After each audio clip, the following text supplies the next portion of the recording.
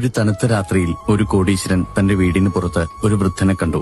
അയാൾ ആ വൃദ്ധനോട് ചോദിച്ചു, ഒരു പുതപ്പ് പോലും ധരിക്കാതെ ഈ കൊടും തണുപ്പിൽ നിങ്ങൾ എങ്ങനെ കഴിയുന്നു? വൃദ്ധൻ പറഞ്ഞു, എനിക്ക് പുതപ്പില്ല, വല്ലാതെ തണുക്കുന്നുണ്ട്. ഇത് കേട്ട് കോടീശ്വരൻ പറഞ്ഞു, എന്നെ കാത്തിരിക്കുക, ഞാൻ ഇപ്പോൾ തന്നെ എന്റെ വീട്ടിൽ പോയി നിങ്ങൾക്കൊരു പുതപ്പെടുത്തിട്ട് വരാം. ആ വൃദ്ധന് സന്തോഷമായി. അദ്ദേഹം കാത്തിരിക്കുമെന്ന് പറഞ്ഞു. ശതകോടീശ്വരൻ തന്റെ വീട്ടിലേക്ക് പോയി. പക്ഷേ അവിടെ അദ്ദേഹം തിരക്കിലായി. ആ പാവം വൃദ്ധനെ മറന്നു. ആ രാത്രി കഴിഞ്ഞു. രാവിലെ അയാൾ ആ വൃദ്ധനെ ഞെട്ടലോടെ ഓർത്തു. പെട്ടെന്നൊരു പുതപ്പുമെടുത്ത് ആ വൃദ്ധനെ കാണാൻ പുറത്തേക്കോടി. പക്ഷേ തണുപ്പ് കാരണം അയാൾ മരവിച്ചു മരിച്ചിരുന്നു. മരിച്ച വൃദ്ധന്റെ കയ്യിൽ ഒരു കത്ത് മുറുകെ പിടിച്ചിരുന്നു. അതിലെ വരികൾ ഇങ്ങനെയായിരുന്നു: തണുപ്പിനെ പ്രതിരോധിക്കുന്ന വസ്ത്രങ്ങളില്ലാത്തപ്പോൾ എനിക്ക് തണുപ്പിനെതിരെ പോരാടേണ്ടി വന്നു. മാനസിക ശക്തി ഉണ്ടായിരുന്നപ്പോൾ അത് സാധിച്ചു.